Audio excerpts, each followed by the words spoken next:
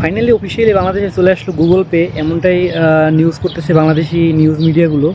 কিন্তু আসলে এখানে এটা বিভ্রান্তিকর তথ্য ছড়াচ্ছে মিডিয়াগুলো। আসলে বাংলাদেশে গুগল পে আসেনি, আসছে হচ্ছে গুগল ওয়ালেট। তো আমাদের এক্সপেকটেশন ছিল বাংলাদেশে গুগল পে আসবে। আমরা যখন আরও 1 মাস আগে নিউজটা শুনছি বাংলাদেশে গুগল পে আসতেছে, তো আমরা খুবই এক্সাইটেড ছিলাম এবং আমাদের একটা এক্সপেকটেশন ছিল খুব ভালোই আমরা এটা ইউজ করব। কিন্তু ফাইনালি বাংলাদেশে আসলো গুগল ওয়ালেট, যেটা আসলে আমাদের কোনো কাজেরই না। তো গুগল ওয়ালেট এবং গুগল পে দুইটার মধ্যে ব্যাপক পার্থক্য আছে, দুইটা সম্পূর্ণ ভিন্ন জিনিস। তো আমি একটু ক্লিয়ার করি, সেটা হচ্ছে গুগল পে হলো এটা এমন একটা সিস্টেম, মানে এমএপএস সিস্টেমের মতোই, যেমন বাংলাদেশি নগদ, বিকাশ এগুলোর মতো আর কি। এটাতে টাকা জমা রাখা যায়, তারপরে ট্রান্সফার করা যায়, ইনস্ট্যান্ট পেমেন্ট করা যায় কিউআর কোডের মাধ্যমে, মানে এরকমের অনেক সুবিধা আর কি। পেমেন্টের সব ধরনের সুবিধা এটাতে পাওয়া যায়, অ্যাজ লাইক বিকাশের মতোই।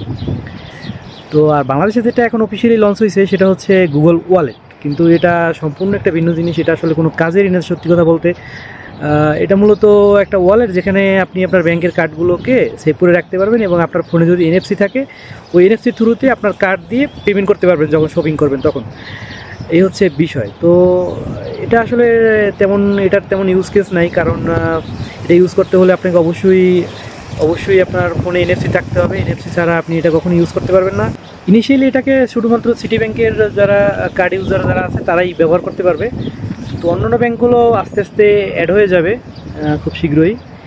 কিন্তু গুগল ওয়ালেটের তেমন ইউজ কেস বাংলাদেশে নাই, কারণ হচ্ছে কি, গুগল ওয়ালেট ইউজ করতে হলে আপনাকে অবশ্যই আপনার ফোনে এনএফসি থাকা লাগবে। তো এনএফসির মাধ্যমে আপনি পেমেন্টটা করবেন আর কি। এটা শুধু একটাই সুবিধা, জাস্ট আপনার কার্ডটা ক্যারি করা লাগতেছে না, আপনার কার্ডটা সাথে রাখা লাগতেছে না, মোবাইল থেকে পেমেন্ট করতে পারতেছেন, মানে আপনার কার্ডের থ্রু। এই তো এটা আমাদের জন্য আসলে কোনো রকমের কোনো সুবিধা বয়ে আনেনি। তো গুগল পে আসলে আমাদের জন্য খুবই সুবিধা হতো। যেমন আমাদের এমএফএস সার্ভিস একটা বাড়তো, বিকাশ নগদে এদের প্রতিযোগী একজন বেড়ে যেত, আমাদের cash out charge, cash out চার্জগুলো কমে যেত। মানে প্রতিযোগী আসলেই তো যা হয় আর কি, সুবিধা বেশি পাওয়া যায়। কিন্তু আমাদের এক্সপেকটেশন ছিল গুগল পে আসলো গুগল ওয়ালেট, যেটা আমাদের কোনো কাজেরই না। এটা হলো বিষয়। মানে মূলত আমাদেরকে দেখানো হইলো চিকেন, খাওয়ানো হইলো মূলা, বিষয়টা হলো এরকম। যাই হোক, প্রচুর বাতাস।